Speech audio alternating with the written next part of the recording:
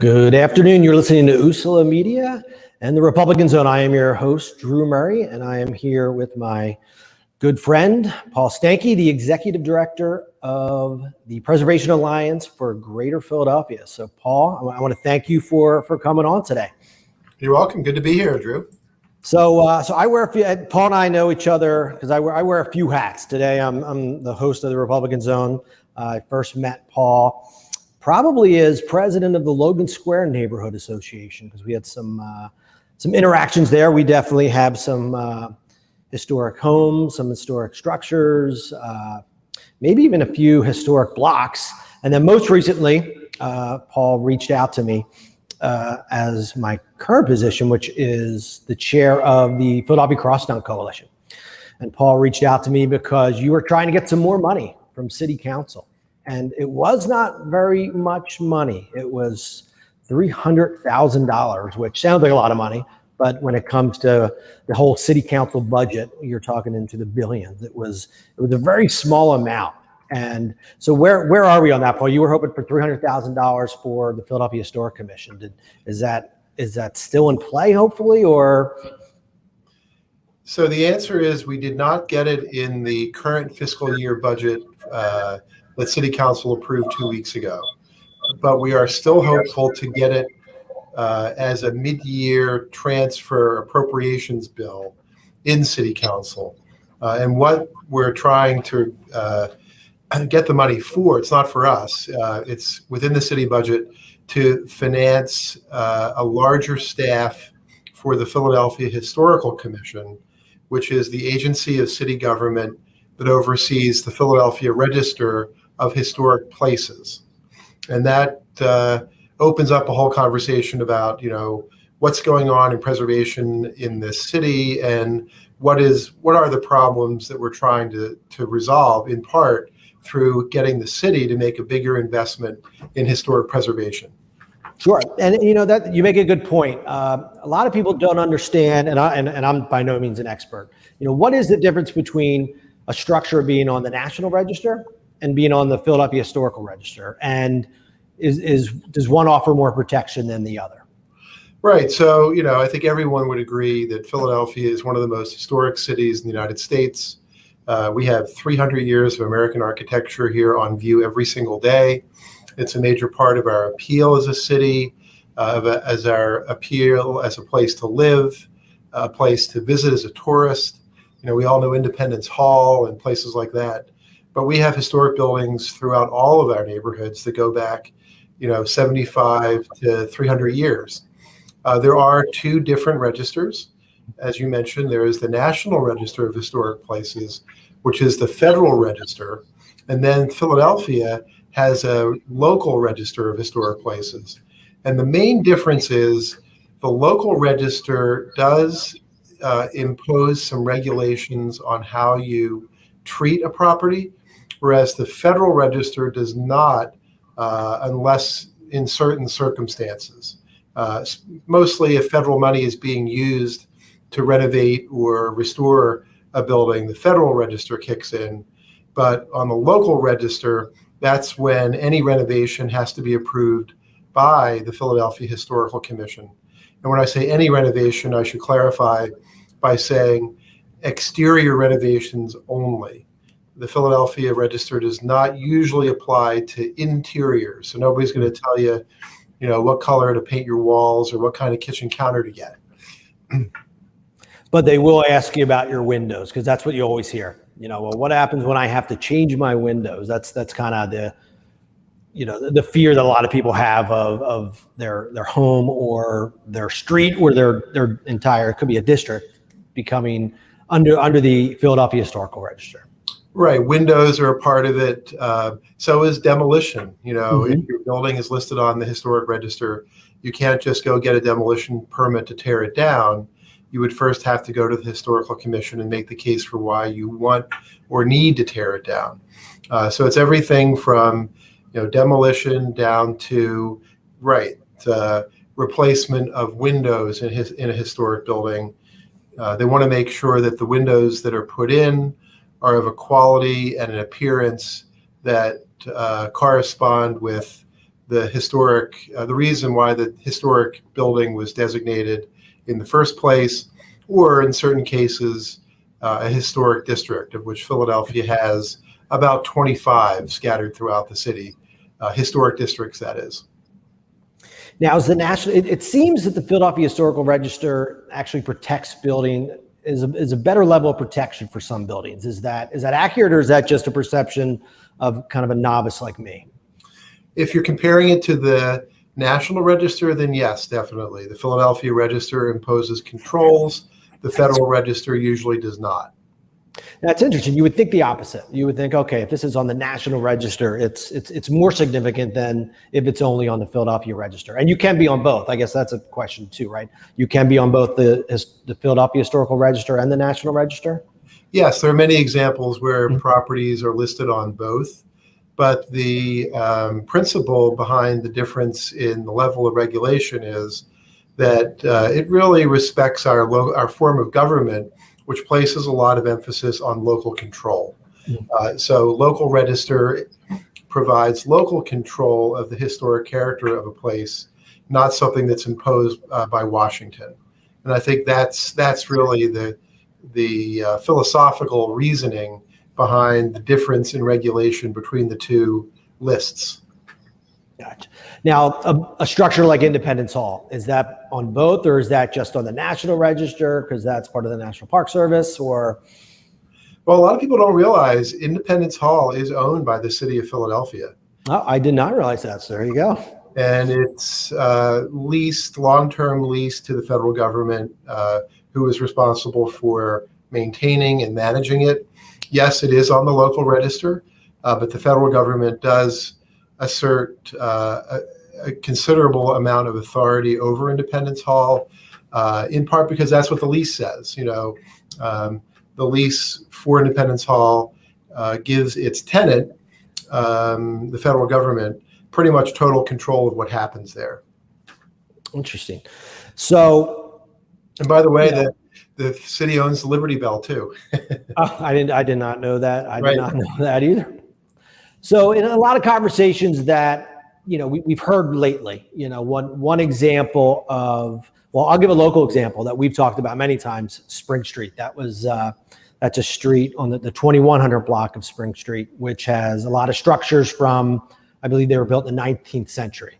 Yes. Another street that we're hearing a lot about right now that's not protected and people are upset is Christian Street. Doctors, I think they call it, is it Doctors Row? Is it? Doctors Row is kind of the colloquial or nickname for Christian Street west of Broad Street in South Philadelphia, right? And those homes are currently not protected. And a lot of people ask, well, why aren't they protected? Why weren't they protected before? Is it something hindsight's 2020? No one expected these buildings to be demolished, and so no one thought they needed protection. And then, as developers come in and they see an opportunity and they say, oh, can we go to? And maybe it's not the case on Doctors Row. Are they trying to go a little taller? Is that what they want to do? Go up to that 38-foot level, or? Right. So on Christian Street, the 1500 block, that part of Christian Street, colloquially for many decades, has been known as Doctors Row because it was the residence of a large number of African-American professionals in the Jim Crow era. When blacks could not live wherever they wanted, that was one street where it was considered desirable for upwardly mobile African Americans to buy homes and start their families. So, and that all kind of faded away in the 60s and 70s and beyond, but the name has survived and the reputation has survived. And the histories of the families that lived there or who lived there are something that we're doing a lot of research on currently. So what really brought this issue to light was at the end of 2020, a developer pulled a demolition permit on 1513 Christian Street, which was a 3-story red brick row house on a block of similarly sized row houses built in the 1880s. And the building next door, 1515, is on the historic register. And I'll tell you why in a moment. But the house at 1513 was not. And it raised alarm bells that the history of Christian Street is Doctors Row, and all of that history of African-American achievement during the Jim Crow era is steadily being eroded away by demolitions for new construction. In this case, it was for a 5-story new construction multifamily building. The building next door at 1515, which is listed on the historic register, was listed because it was the home of Julian Abel, who was a Black architect who lived roughly in the first half of the 20th century, and along with Horace Trumbauer, who owned the firm, the architecture firm, designed such noteworthy buildings as the Free Library on the Parkway, had a big hand in the Art Museum on the Parkway, many other buildings, including the campus of Duke University in North Carolina, which was a segregated university that he wasn't really even able to go visit because he was Black. Yet he was the design architect behind the design of that campus. So that house was protected, but 1513 was not, and most of the rest of Christian Street was not. So what we're doing now is working with the South of South Neighborhood Association and the Office of Councilman Kenyatta Johnson to turn Christian Street into another Philadelphia historic district, thereby providing protections for the Christian Street corridor and also highlighting the hidden histories of the families that made it a distinctive place in our city. Sorry, Paul, we had an internet blip there. I don't know if you noticed, but I did at the end, yeah. Okay. When you saw me staring blankly at the screen, you were like, I don't think Drew could hear us anymore. But you know what? That's a good time for a break. We're coming up on our first break, so we're going to take a 1-minute break. You're listening to Usula Media and the Republican Zone.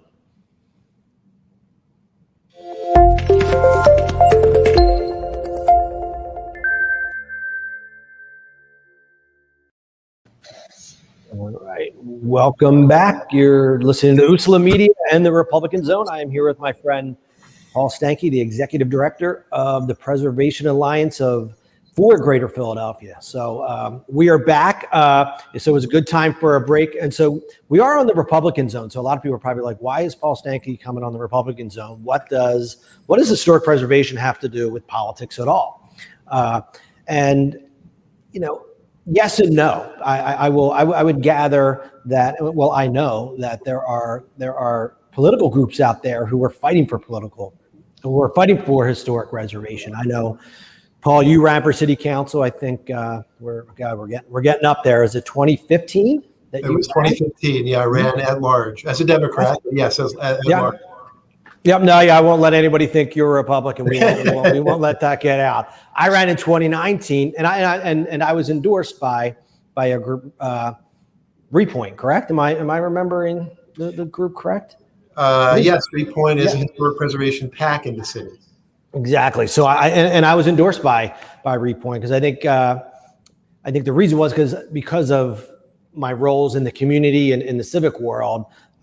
By no means am I an expert on historic preservation, but I did know. I think I knew a little more than the next person. So I was endorsed, and it is important. And the reason it's important is because the reason we started off this show and why I asked you to come on to begin with. You needed $300,000. Not you. You were advocating, I should say, for the Philadelphia Historical Commission to get $300,000. And why is that? What is actually a very small amount, but why is it so important? Are they short-staffed? Would that $300,000 get them one more person, 2 more people, 3 more people to come onto the staff to lighten the load of what I know is a very stretched organization? The idea was to increase their staffing by about 50%. They're currently at 7 staff. We were hoping the council would appropriate the funds to hire 4 more. So it's roughly a 50% increase, but it's really based on the fact that Philadelphia has a rate of historic designation that's about half of that of the 50 largest cities in the United States. So even though Philadelphia is widely acknowledged as a very important city for its history, we are only about half as good as the average large city in protecting that history through historic preservation regulation. And the results of that are being felt every single day in the city as neighborhoods grapple with the loss of perfectly good buildings that could be rehabilitated and reused, and that help to define the character and specialness of those neighborhoods. But they're being lost in too many cases in the face of insensitive new development. And what we are saying is, let's protect what's important and allow development to occur around our historic buildings, not by going through them. Okay. So it was actual staff members that they were trying to increase. So, and that brings up a good point. There's actually a commission. And why don't you maybe just very quickly say, and we'll say an individual structure. What's the process if someone, number one, can only a homeowner nominate their home or their structure for historic designation? Can someone down the street say, I think that structure is historic, and put together an application? Maybe just real briefly describe the process, and even the historical commission itself, because there's the staff and then there's the commission itself, which is made up of a number of members. Sure. So the Philadelphia Historical Commission was created in 1956. Philadelphia was one of the first cities in the country to have a historical commission. Some cities call them landmarks commissions or landmark commissions. The ordinance that the city is governed by is the 1986 Historic Preservation Ordinance that was introduced by then City Councilman John Street. And that's what governs historic preservation law in the city today. One of the things it says is that anyone can nominate a building to be listed on the Philadelphia Register of Historic Places. The nomination form is available on their website. It's available on the Preservation Alliance website. You have to fill in the blanks and do some research and write some narrative justifying why a particular building or district should be listed on the local historic register. And then that nomination gets reviewed by the staff of the Historical Commission. And if they determine that the nomination is what they call complete and correct, they will then notify the property owner and schedule the first of at least 2 public hearings where the property owner and the nominator and any person of interest can speak in favor of or against the nomination. And that's a process that takes anywhere from 2 months to, in some cases, it can take years to get through, depending on several factors, including the willingness of the property owner to have their property listed, and what the other items on the agenda are, where things are in the queue, and so forth. But at this point, there are roughly 12,000 properties in the city listed on the Philadelphia Register of Historic Places, which comes to about 2.5% of all the structures in the city, which ranks us, as I said earlier, at about half the national average. And it's interesting, we're coming right after July 4th, so kind of reminding us of exactly where we do fit into the history of this country. Now, if the staff says the application is complete, does that mean they are recommending it for historic designation, or they're just saying the application's complete and it's kind of the process begins and the final determination is up to the actual members of the commission?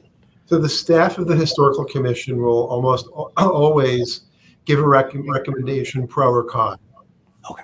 And sometimes it's mixed. Sometimes there are 9 criteria for historic designation. A property only needs to meet one of them. But in most nominations, more than one is cited. So in some cases, the staff will say, we think the nomination justifies A, B, and C, but not D, E, or F, that kind of thing. The staff does not have the final say. As I said, it goes through 2 hearings and 2 levels of review. One is an advisory committee called the Committee on Historic Designation, which judges the nomination against the criteria for which it's nominated. And then there is the full Philadelphia Historical Commission, which is comprised of 13 members. 6 of them are volunteer public citizens who meet certain definitions like architect, engineer, community organization representative. The other 7 are ex officio members that represent city agencies, including the planning commission, licenses and inspections, the Office of Housing, and so forth. So those 13 members meet every single month on the second Friday, including this upcoming Friday, depending on when you're broadcasting this. And the meetings are streamed on Zoom, and you can find the link on the Historical Commission's website. They start at 9 a.m. And it could go all day, correct? There have been a handful of instances where the meetings go until late afternoon. In most cases, the meetings wrap up between 1 and 2 o'clock, thereabouts. Okay. Now, if it goes through the advisory committee, and the advisory committee, do they give a kind of a thumbs up or a thumbs down? Is that how it works? That's right. They either recommend it for designation or they recommend against. And that recommendation is advisory. So the full commission can vote to designate a property or not to designate a property for any reason or no reason.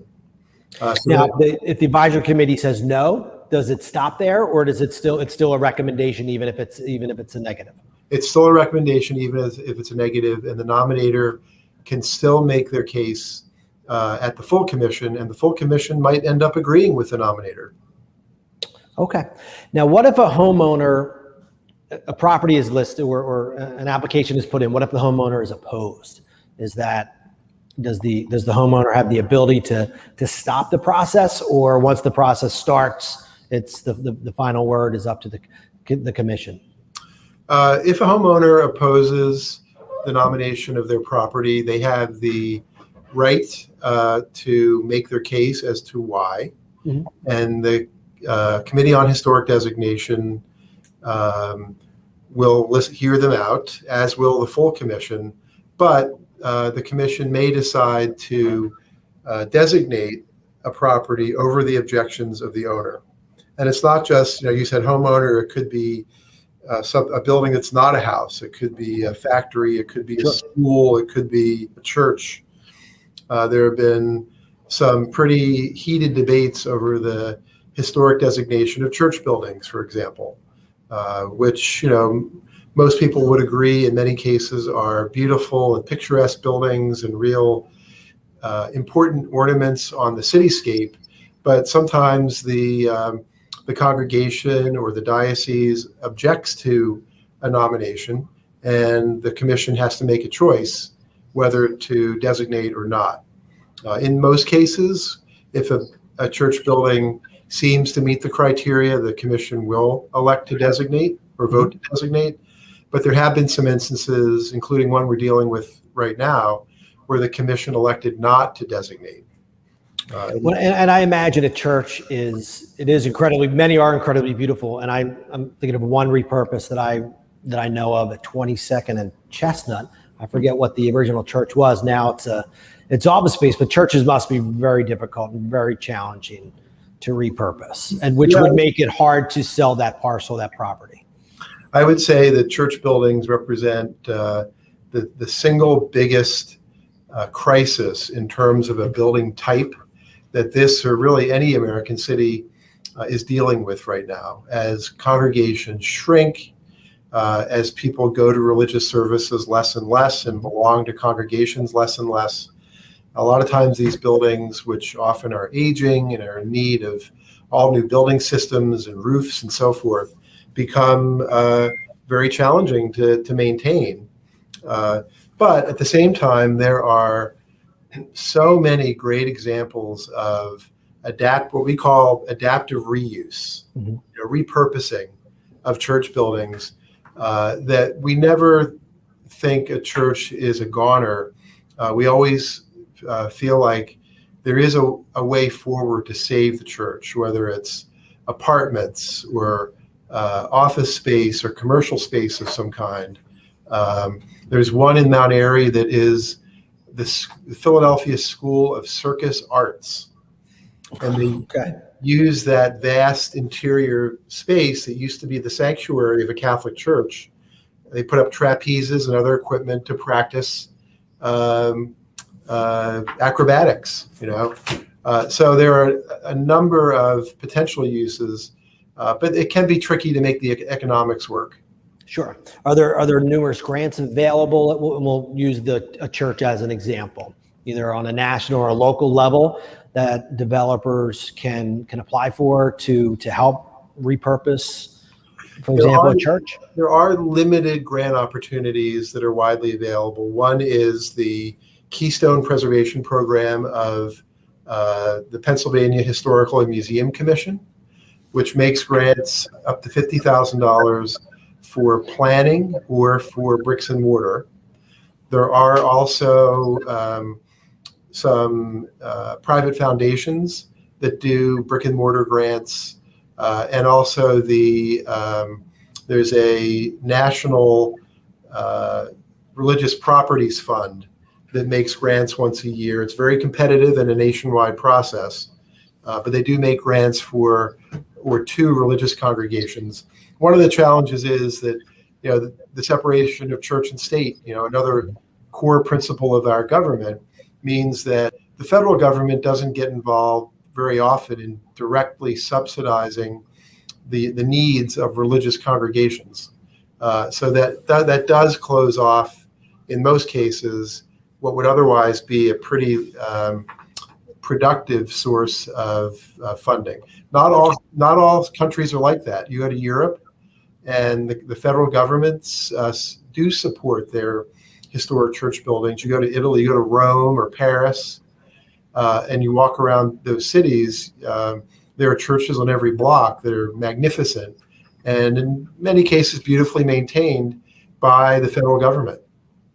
Well, I'm a member of the Cathedral Basilica of St. Peter's and Paul, and don't worry, they're in no danger and are not looking to sell that parcel. But I know how expensive it is just to run that structure, that building. It's an incredible amount of money, and it's the responsibility of the local parish. And you had mentioned parishes are shrinking a little bit, and I think the pandemic hurt that effort even more, because some people they're literally, even if they did go to church, they're streaming and they're not going into church, so they're not putting that money in the basket, unfortunately. So I know it is extremely challenging for I'm sure all religions, I'll speak as a Catholic, but to keep those, especially those older structures that are just so expensive to maintain. It's an incredible challenge. And now we talked about churches and maybe possible, the limited number of grants. What if you're a homeowner and someone designates your house, or your house is designated? Maybe you moved into a house that is on the historic register. Does Philadelphia have programs for when, let's say, you have to repair the facade, or, as we talked about, the windows, if the windows need to be replaced? Are there programs that the city of Philadelphia has to help people who do live in these historic structures? The answer is not specifically related to their preservation status, but the city does run a pretty robust homeowner repair program called Restore, Repair, and Renew. It is restricted by income, so it's targeted to lower income families with less of an ability to pay. And they have what they call their basic systems repair program, which will help a very low income homeowner replace a roof or install a boiler so they have heat. And then for slightly more affluent homeowners, but who are still considered below median income, they have low interest loan programs through the Restore, Repair, and Renew initiative. And that is being funded in part by a 0.1% increase in the real estate transfer tax that was passed through City Council a couple of years ago. Okay. And that is making some funds available for home repair, but none of them are keyed to historic preservation status.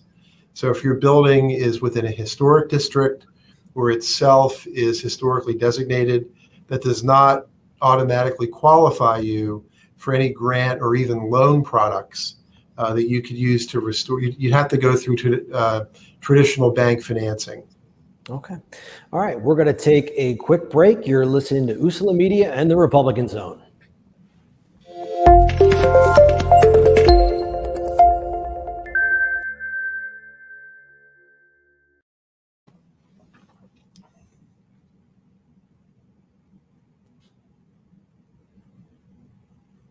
I've lost sound.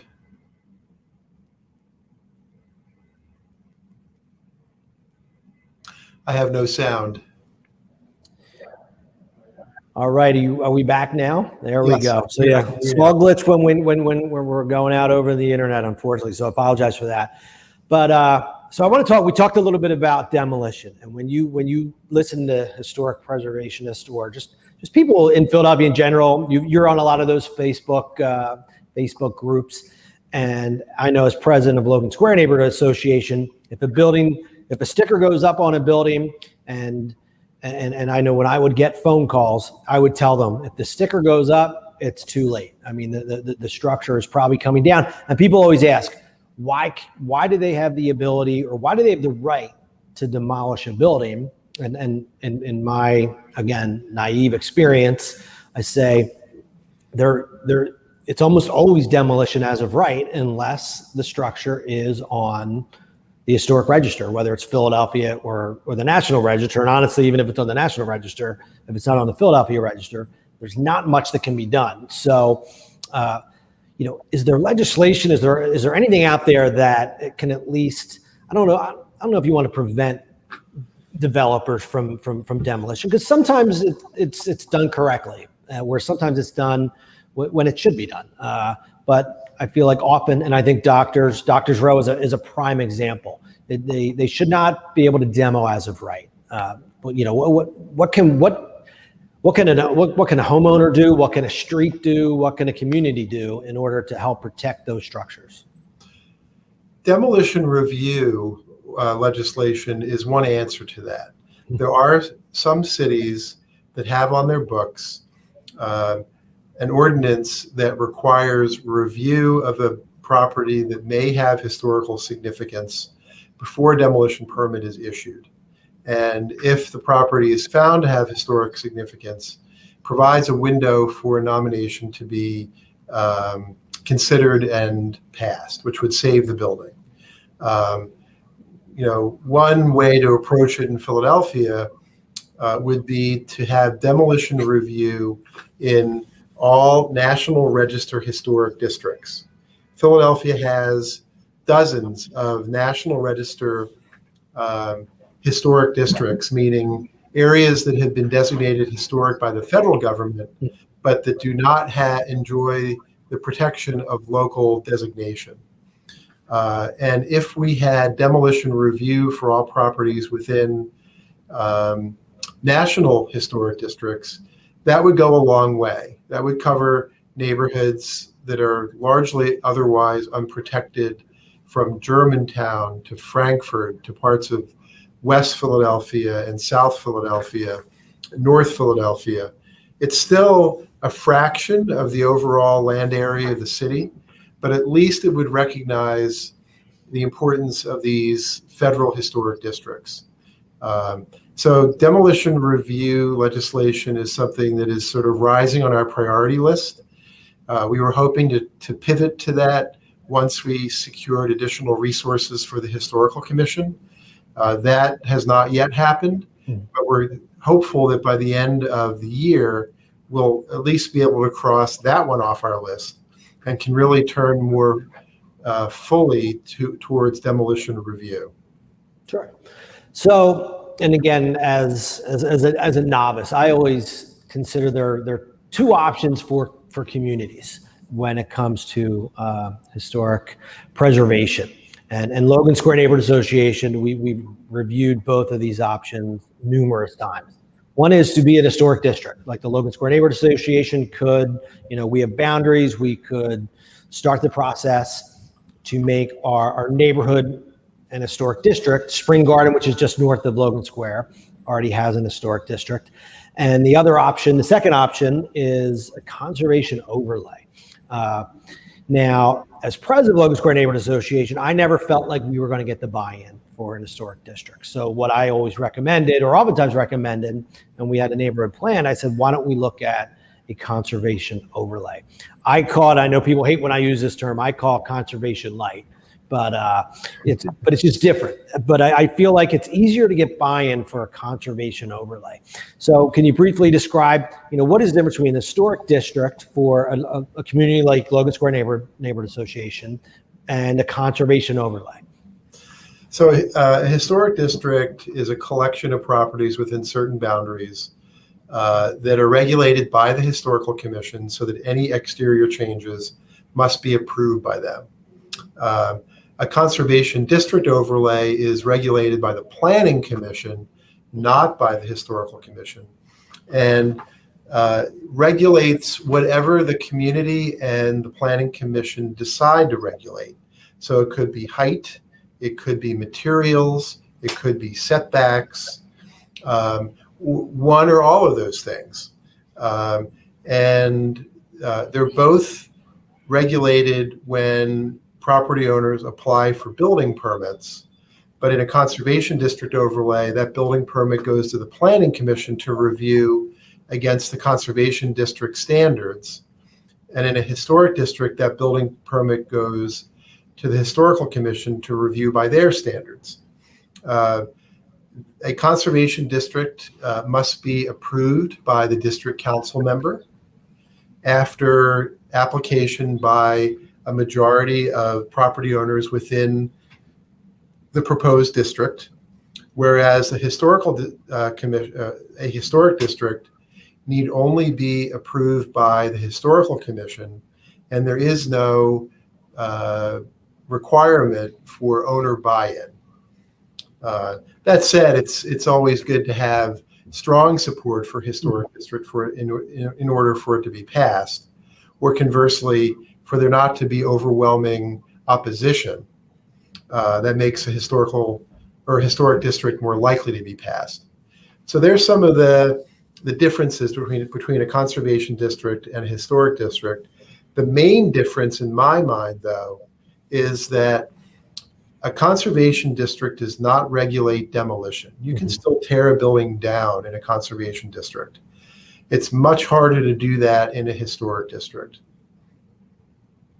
But, and you're absolutely right. You could still demo a building if it's in a conservation overlay. But what I always tell people, and this really became prevalent when the zoning code was rewritten in 2012, when an RSA 5 or an RM1 structure, a smaller structure, a lot of the structures that we've been talking about, Doctors Row, Spring Street, when those structures were as of right permitted to be 38 feet high, because that was a little higher than most row homes in Philadelphia.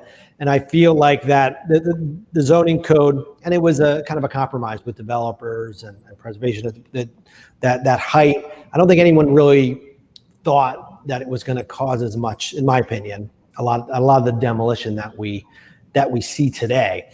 But if you did have a conservation overlay, and this was one of the arguments, not arguments, but the discussions we've had in Logan Square, is if you have restrictions such as, for example, keeping a cornice line or maintaining a height on a specific block, for example, Spring Street would be a perfect example, that you need to maintain a cornice line. So even if you purchased a parcel, purchased a home, and there was a cornice line or there was a specific height restriction, the developer's going to think twice about demolishing that building, because that developer may or may not be able to go up to that 38 feet because they are no longer, then the conservation overlay would prevent them as of right to go up to that 38-foot level.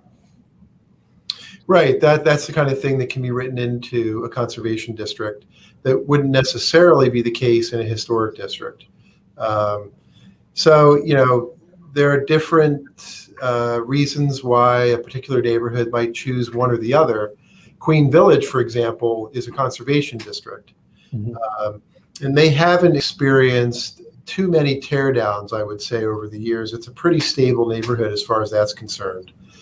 But another sort of neighborhood contrast I like to draw is between the Graduate Hospital neighborhood, which has no district designation of any kind, and Spring Garden.